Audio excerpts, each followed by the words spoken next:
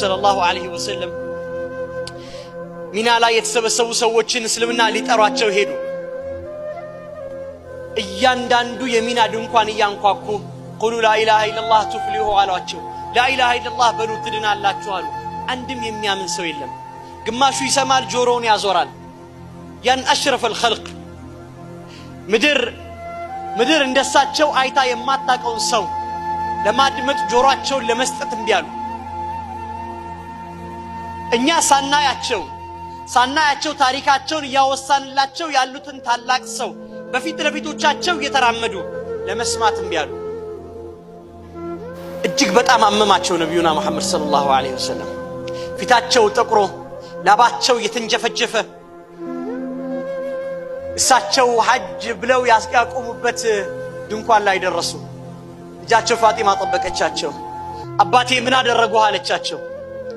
ምን ነው ጠቆርክ? ምን ነው ከሳ? ምን ነው ላብ ያዘህ? ምን አደረጉ ሰዎቹ? ምን መልስ ሰጡ አለቻቸው። ነብዩ መሐመድ ሰለላሁ ዐለይሂ ወሰለም ግን ልጄ ሆይ አትቆጪ፣ አሁን የጠራኋቸው ሰዎች ቤት በጠቅላላ እስልምና ይገባሉ። በርግጥም فدخل الإسلام في بيت كل حج في ذاك العام ሁሉም በዛን ወቅት ሐጅ ያደረገ ቤት ውስጥ እስልምና ገብቷል። ጭንቀታቸውን ግን አላህ ገለጸው። الله فلا تذهب نفسك حسرات عليهم حسرات كጭንቀት ብዛት ነፍስህን አስጨነካት ልታጣት ደረስክ አላቸው ነብዩ ሰለላሁ ዐለይሂ ወሰለም። من علك أنت كالنسو فلعلك باخع نفسك من علك أنت كالنسو نفسهن بزيه ونيتام التاسجنكو ألا يكونوا مؤمنين يمنوا بلا ينجبيهون